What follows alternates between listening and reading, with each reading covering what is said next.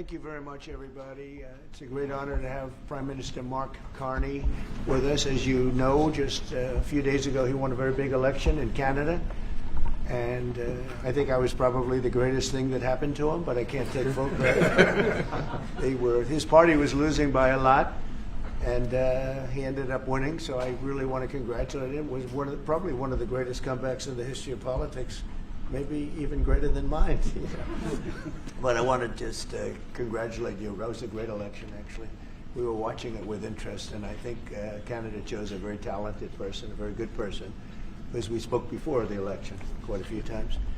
And it's an honor to have you at the White House and the Oval Office. And you see the new and improved Oval Office as it becomes more and more beautiful with love. You know, we handle it with great love and 24-karat gold. That always helps too. Right? But it's been a lot of fun. We're going over some of the beautiful pictures that were stored in the vaults that were for many, many years, in some cases over 100 years.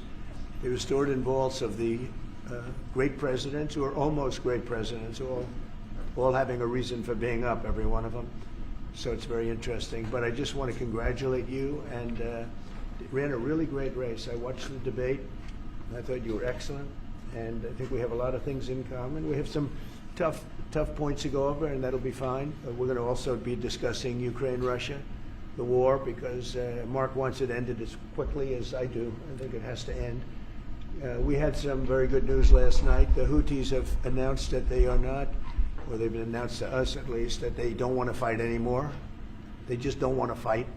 And we will honor that. And we will stop the bombings.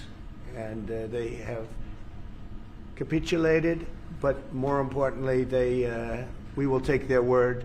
They say they will not be blowing up ships anymore, and that's what the purpose of what we were doing. So that's just news. We just found out about that. So I think that's very, very positive. They were knocking out a lot of ships going, as you know, sailing beautifully down the various seas. It wasn't just the canal. It was a lot of other places. And I will accept their word, and we are going to stop the bombing of the Houthis, effective immediately. And Marco, you'll let everybody know that, okay? Do you have something to say about that, by the way? It's a pretty big announcement. Yeah, this was always a freedom of navigation issue. Besides, these are a band of individuals with advanced weaponry that were threatening global shipping, and the job was to get that to stop. And if it's going to stop, then we can stop. And I think it's an important development. And we'll have, maybe before we're going to, as you know, the Middle East, Saudi Arabia, we're going to UAE and Qatar, and that'll be, I guess, Monday night. Some of you are coming with us. I think before then we're going to have a very, very big announcement to make, like as big as it gets, and I won't tell you on what, but it's going to, and it's very positive. I tell you if it was negative or positive. I can't keep that out. It is really, really positive. And that announcement will be made either Thursday or Friday or Monday before we leave. But it'll be one of the most important announcements that have been made in many years about a certain subject, very important subject. So you'll all be here. Mark, would you like to say a few words? Well, thank you, Mr. President. I'm on the edge of my seat, actually. But thank you for your hospitality and above all for your leadership. You're a transformational president, focus on the economy with a relentless focus on the American worker, securing your borders, ending the scourge of fentanyl and other opioids, and securing the world. And I've been elected with my colleagues here, with the help of my colleagues here. I'm going to spread the credit to transform Canada. With a similar focus on the economy, securing our borders, again on fentanyl, much greater focus on defense and security, securing the Arctic and developing the Arctic. And the history of Canada and the U.S. is we're stronger when we work together, and there's many opportunities to work together. And I look forward to, addressing some of those issues that we have, but also finding those areas of mutual cooperation so we can move forward. That's great. Very nice. Thank you very much. It's a very nice statement. Mr. President, Anybody? Mr. President, is USMCA dead? No, it was actually very effective, and it's still very effective, but people have to follow it. So, that's been a problem. People haven't followed it. But it was a transitional step a little bit, and as you know, it terminates fairly shortly. It gets renegotiated very shortly. But I thought it was a very positive step from NAFTA. NAFTA was the worst trade deal in the history of our country, probably in the history of the world. And this was a transitional deal, and we'll see what happens. We're going to be starting to possibly renegotiate that if it's even necessary. I don't know that it's necessary anymore, but it served a very good purpose. And the biggest purpose it served is we got rid of NAFTA. NAFTA was a very unfair deal for the United States. A very, very terrible deal. It should have never been made. It was made many years ago, but it should have never been made. Mr. President, with Canada and the United States, would you like to see your first trade deal be with Canada, our neighbors in the world? I would love that. Look, I have a lot of respect for this man, and I watched him come up, in a sense, through the ranks when he wasn't given much of a chance, and he ran a really great campaign. He did a really great debate. I think that debate was very helpful. I was going to raise my hand. I don't know if that's good or bad. I shouldn't say that. That might hurt you. But no, he ran a really great election, I thought. And yeah, something could happen. Something could happen. Yeah, please. What's the top concession you want out of Canada? The top concession you want out of Canada? Concession? Yes. Friendship. But that's not a concession. No, we're going to be friends with Canada. Regardless of anything, we're going to be friends with Canada. Canada is a very special place to me. I know so many people that live in Canada. My parents had relatives that lived in Canada, my mother in particular. And I love Canada. I have a lot of respect for the Canadians. Wayne Gretzky, how good, the great one. You happen to have a very, very good hockey player right here on the Capitals, who I have a lot of respect. He is a big, tough cookie, too. Just broke the record. And he's a great guy, and we had the team here, and I got to know a lot of the players. But Canada is a very special place. Yeah, please. Mr. President, and Mr. Prime Minister, I'd like to get your response to this too. But Mr. President, you have said that Canada should become the 51st state. Were you joking? No. Well, I still believe that, but it takes two to tango, right? But no, I do. I believe it would be a massive tax cut for the Canadian citizens. You get free military, you get tremendous medical cares and other things. There would be a lot of advantages, but it would be a massive tax cut. And it's also a beautiful, as a real estate developer, I'm a real estate developer at heart. When you get rid of that artificially drawn line, somebody drew that line many years ago with like a ruler, just a straight line right across the top of the country. When you look at that beautiful formation when it's together, I'm a very artistic person, but when I looked at that beauty, I said that's the way it was meant to be. But I do feel it's much better for Canada. But we're not going to be discussing that unless somebody wants to discuss it. I think that there are tremendous benefits to the Canadian citizens, tremendously lower taxes, free military, which honestly we give you essentially anyway because we're protecting Canada if you ever had a problem. But I think it would really be a wonderful marriage because it's two places that get along very well. They like each other a lot. Well, if I may, as you know from real estate, there are some places that are never for sale. That's true. We're sitting in one right now, Buckingham Palace that you visited as well. That's true. And having met with the owners of Canada over the course of the campaign last several months, it's not for sale, won't be for sale ever. But the opportunity is in the partnership and what we can build together. And we have done that in the past. And part of that, as the President just said, is with respect to our own security.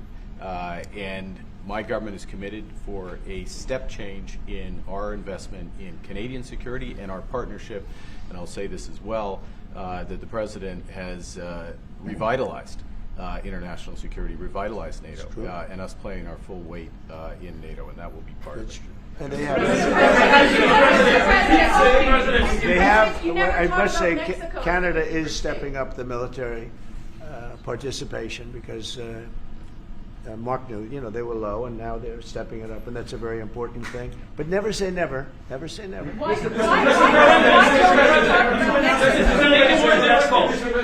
saying that what would it take to get the tariffs off of Canada?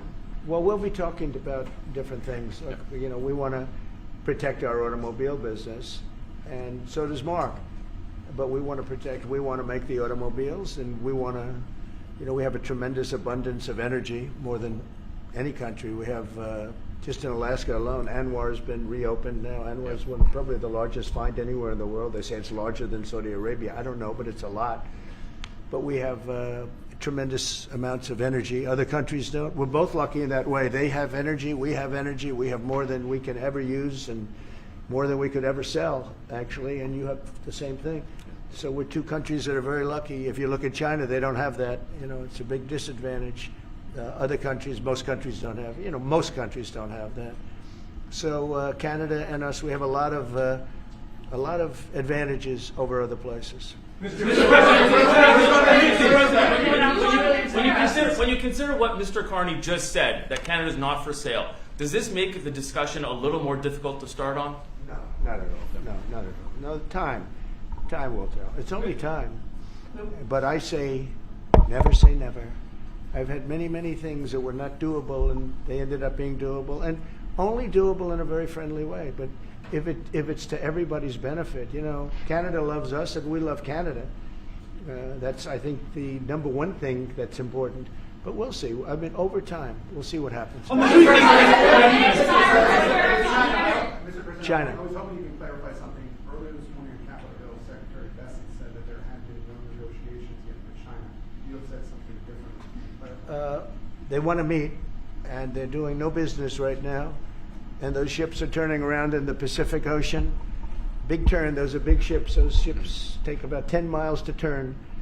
And, we lost $1 trillion to China on trade because of an incompetent president that we had who preceded me, grossly incompetent. You're finding it out more and more now.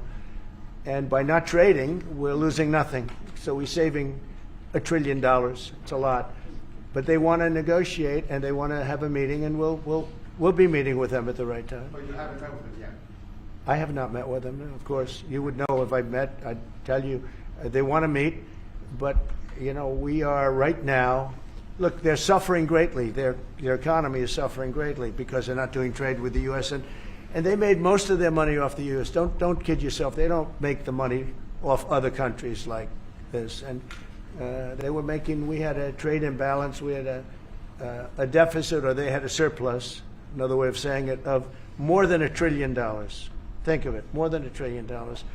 And because of 145%, that's the only reason, but because of they have now 145% tariff, there's no trading. You can't trade with 145%. We are, therefore, making, in a certain way, I guess, $1.1 trillion. In other words, we're not losing $1.1 trillion. Our deficit is much better. When I started, I say we were losing billions of dollars a day on trade. That's rapidly turning around. We looked at numbers this morning. So we were losing, the United States during Biden was losing more than, I won't even give you numbers because they're so embarrassing, but billions of dollars a day on trade. Those numbers are rapidly turning between the tariffs. Don't forget, we're now getting 25% on cars, 25% on aluminum, 25% on steel, and maybe more importantly, massive numbers of companies are moving into the United States. Honda, we have tremendous, the car companies are moving in at levels we've never seen before. The biggest investment ever made in the United States is being made right now. Trillions of dollars. I would say we could be at $9 trillion. You could go back to other presidents. They haven't had $1 trillion for their entire term. Look at Biden. He had bad numbers. People were leaving. They weren't coming in. They were leaving with Biden, and he didn't know the difference. The only thing he knew is people coming in. You know who they were? Illegal immigrants, okay, from prisons, from mental institutions, from all sorts of places that weren't good, from gangs, from Venezuela. They were coming in and they were criminals and murderers. 11,888 people that murdered, and at least half of them murdered more than one person. This is what Biden led into our country. I'm bringing in big companies. We have Apple is investing $500 billion. We have Jensen, as you know, is going to be 500 biggest chip maker, or chip thinker, I call him.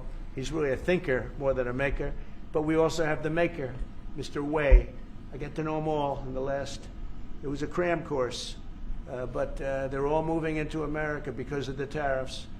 And I don't think people have appreciated it. Some people do, some of the smart people do. So we have more money coming in. It's really an amazing thing. We have more money being invested in the United States now than at any time ever before in our history, and it's not even close. And I think the real number could be 9 or 10 trillion. We don't know everybody that's doing it. We have many. I just heard about a plant that's being built right now, a very, very top-of-the-line company, and they didn't come to the White House. They're just doing it because they're making it because if they build here, there are no tariffs. And this is the big market. This is the market. That sets us apart from it. This is the market where everyone wants to be. Now, if I didn't come here and do this, all of a sudden we wouldn't be the market where everyone wants to be. So we're able to do it in time. But we're going to have a great announcement, and I'm not necessarily saying it's on trade. Going to the beginning, we're going to have a great announcement over the next few days, an announcement that will be so incredible, so positive. And I'm not saying, I don't want you to think it's necessarily on trade. Just to finish, we also have a situation, because everyone says, when are you going to sign deals? We don't have to sign deals. We could sign 25 deals right now, Howard, if we wanted. We don't have to sign deals. They have to sign deals with us. They want a piece of our market. We don't want a piece of their market. We don't care about their market. They want a piece of our market. So we can just sit down, and I'll do this at some point over the next 2 weeks, and I'll sit with Howard and Scott and with our great vice president, who has done a really good job. We have some good news to report on a lot of fronts. But JD will be there, and Marco, and we're going to sit down, and we're going to put very fair numbers down, and we're going to say, here's what this country, what we want, and congratulations, we have a deal. And they'll either say, great, and they'll start shopping, or they'll say, not good, we're not going to do it. And I said, that's okay, you don't have to shop. Now, we may think, well, they have a right, you know, that maybe we were a little bit wrong, so we'll adjust it. And then you people will say, oh, it's so chaotic. No, we're flexible. But we'll sit down, and we'll, at some point, in some cases, we'll sign some deals. It's much less important than what I'm talking about. For the most part, we're just going to put down a number and say, this is what you're going to pay to shop. And it's going to be a very fair number. It'll be a low number. We're not looking to hurt countries. We want to help countries. We want to be friendly with countries. But you keep writing about deals. When are we going to sign? When? It's very simple. We're going to say, in some cases, we want you to open up your country. In some cases, we want you to drop your tariffs. I mean, India, as an example, has one of the highest tariffs in the world. We're not going to put up with that. And they've agreed already to drop it. They'll drop it to nothing. They've already agreed. They would have never done that for anybody else but me. So we're going to put down some numbers, and we're going to say our country is open for business. And they're going to come in, and they're going to pay for the privilege of being able to shop in the United States of America. It's very simple. It's very simple. So I wish they'd keep, stop asking, how many deals are you signing this week? Because one day we'll come and we'll give you 100 deals. And they don't have to sign. All they have to do is say, oh, we'll start sending our ships right now to pick up whatever we want or to bring whatever we want. It's very, very simple. And I think my people haven't made it clear. We will sign some deals. But much bigger than that is we're going to put down the price that people are going to have to pay to shop in the United States. Think of us as a super luxury store, a store that has the goods. You're going to come and you're going to pay a price, and we're going to give you a very good price. We're going to make very good deals. And in some cases, we'll adjust. But that's where it is. And we've been ripped off by everybody for 50 years. And we're just not going to do that anymore. We can't do that. And we can't let any country do that to us. We're just not going to do it anymore. On the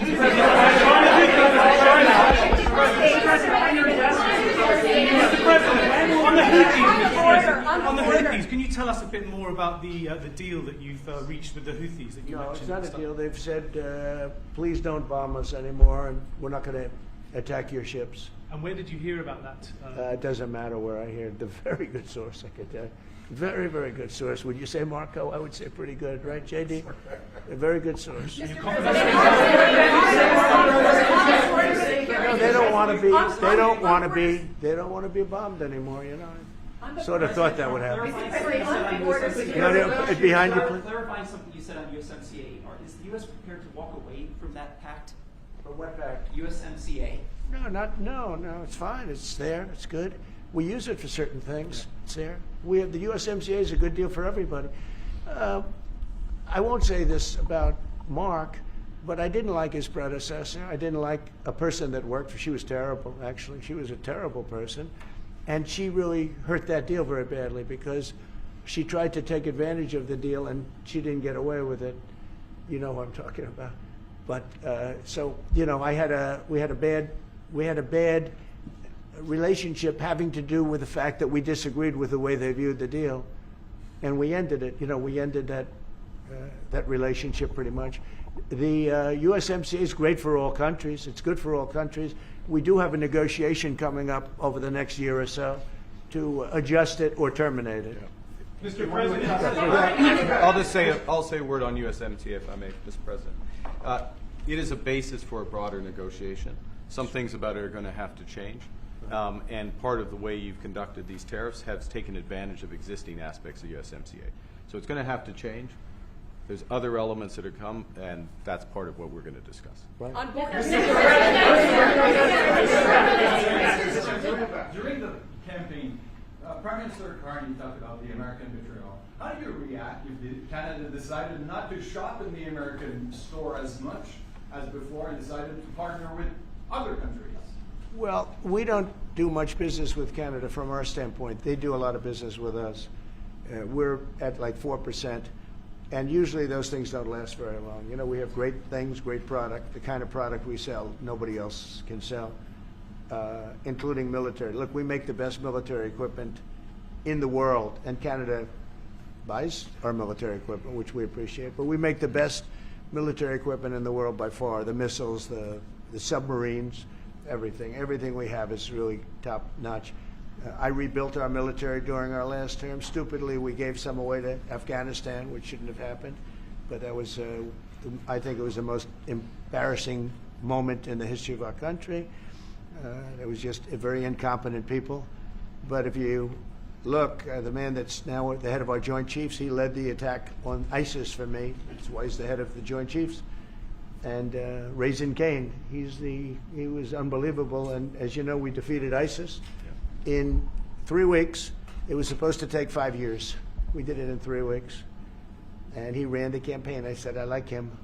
But I knew him before. I went to Iraq, and we agreed to a plan, and that was the plan. And as you know, we did it in record time. So we have the best equipment in the world. We have the best, a lot of things. But Canada does a lot more business with us than we do with Canada. Yeah. Mr. Can I ask you about your investments, Mr. President? When do you think the investments that you've announced, the trillions, will finally hit the economic data this year? When you're saying about the tariffs? No, about the investments that you've announced. You've announced. Oh, it's hitting right now. Look, they're already starting AI plants. These are not people that look for financing. That's a good thing. You know, in real estate, you get a site, then you have to look for financing. You have to get your zoning. You know, 5 years later, you start building. You get a bank, then the bank's no good. These people have massive amounts of cash. The CHIPS Act was a ridiculous thing because that doesn't get them to build. All we did is hand very wealthy companies money. The CHIPS Act that was done by Biden, billions. We give them billions of dollars. They don't even have to do anything with it. And then if you weren't, if you didn't have, and I don't want to be a wise guy, but if you didn't go with the DEI, if you didn't go with all of the different things, woke. If you weren't woke, you couldn't even use the money. You had to have a certain percentage of this and that and that and that. It's impossible to have. The companies actually complained to me. They say they gave me all this money, but nobody can get these people to do anything. I mean, look, President Obama, and if he wanted help, I'd give him help because I'm a really good builder and I build on time, on budget. He's building his library in Chicago. It's a disaster. And he said something to the effect, I only want DEI, I only want woke. He wants woke people to build it. Well, he got woke people, and they have massive cost overruns. The job is stopped. I don't know. It's a disaster. And I don't like that happening because I think it's bad for the presidency that a thing like that should happen. He's got a library that's a disaster. And he wanted to be very politically correct, and he didn't use good, hard, tough, mean construction workers that I love, Marco. I love those construction workers. But he didn't want construction workers. He wanted people that never did it before, and he's got a disaster in his hands. Like millions of dollars, really many millions of dollars over budget. And I would love to help him with it, or somebody else. I could recommend professionals. But it was not built in a professional manner. By the way, nor was in California a little train going from San Francisco to Los Angeles that's being run by Gavin Newsom, the governor of California. Did you ever hear of Gavin Newsom? He has got, that train is the worst cost overrun I've ever seen. It's like totally out of control. So then they said, all right, we won't go into San Francisco. We'll stop 25 miles short. And we won't go into Los Angeles. We'll stop 25 miles short. It's hundreds of billions of dollars for this stupid project that should have never been built. And then they realized that it would have been a lot less costly if we just gave limousine service back and forth and gave it free. They would have saved hundreds of billions of dollars. They have airplanes that go there for one 1/100th the cost, and they have cars. They have a thing called the highway that goes back and forth. It's not fully utilized. And they got involved with this project. And Gavin, I always liked Gavin. I had a good relationship with him. I just got him a lot of water. I sent in people to open up that water because he refused to do it. And we just got him a lot of water. If they would have had that water, and if they would have done what I said to do, they wouldn't have had the fires in Los Angeles. Those fires would have been put out very quickly. But if you think about it, and you got to take a look at this, it's the worst cost overrun I've ever seen. I've watched a lot of stupid people build a lot of stupid things, but that's the worst cost overrun I've ever seen, what's happening between San Francisco and Los Angeles. And you ought to ask about that because this government is not going to pay. I told our very great new Secretary of Transportation, he's doing a good job, Sean Duffy, I said, we're not going to pay for that thing. It's out of control. This is something that you don't have things like this. It's not even conceivable. Like 30 times over budget, 30 times. It's the craziest thing and now it's hundreds of, it was supposed to be a simple train. And I think the media should take a look at it. And I'd love him to run for president on the other side. I'd love to see that. But I don't think he's going to be running because that one project alone, well, that and the fires and a lot of other things, pretty much put him out of the race. Mr. President, what changes would you like to see to the USMCA? Or what changes would you like to make? We're going to work on some subtle changes, maybe. I don't even know if we're going to be dealing with the USMCA. We're dealing more with concepts right now. Look, right now, we're doing trade. We have trade. They're paying a tariff on cars and steel and aluminum.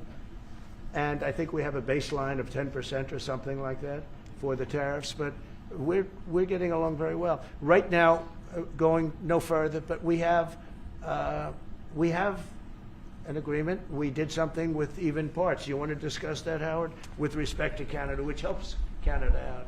Sure. So we've made an arrangement with the car companies that 15% of their USMCA parts are included, and then 15% of foreign parts from the manufactured suggested retail price are not tariffed to help domestic manufacturing really thrive.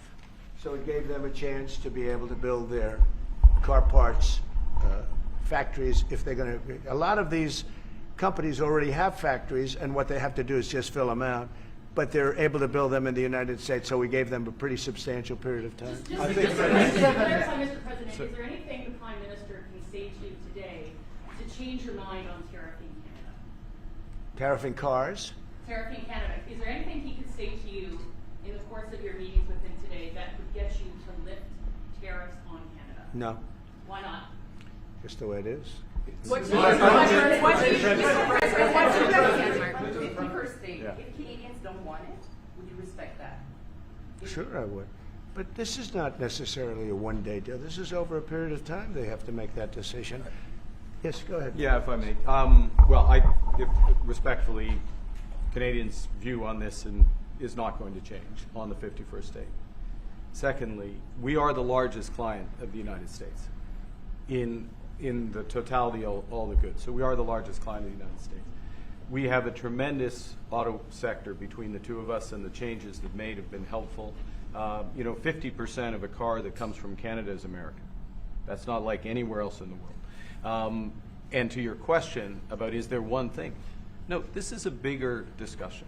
There are much bigger forces involved, and this will take some time and some discussions, and that's why we're here, to have those discussions, and that is represented by who's sitting around the table. See, the conflict is, and this is very friendly. We're not. This is not going to be like we had another little blow up with somebody else. That was a much different.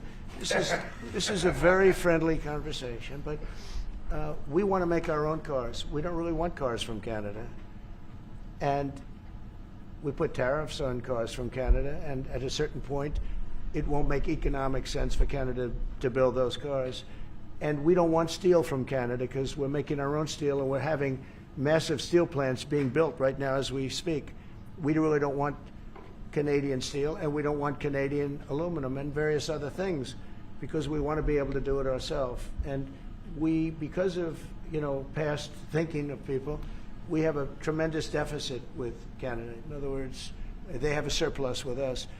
And there's no reason for us to be subsidizing Canada. Canada's a place that will have to be able to take care of itself economically. I assume they can. I will tell you that Trudeau, when I spoke to him, I used to call him Governor Trudeau. I think that probably didn't help his election. But when I spoke to him, I said, so why are we taking your cars? Why are we taking we want to make them ourselves. I mean, I said, and if the price of your cars went up, or if we put a tariff on your cars of 25%, what would that mean to you? He said that would mean the end of Canada. He actually said that to me. And I said, that's a strange answer, but I understand his answer. But no, I mean, it's hard to justify subsidizing Canada to the tune of maybe $200 billion a year. We protect Canada militarily, and we always will. We're looking at, that's not a money thing. But we always will. But, it's not fair.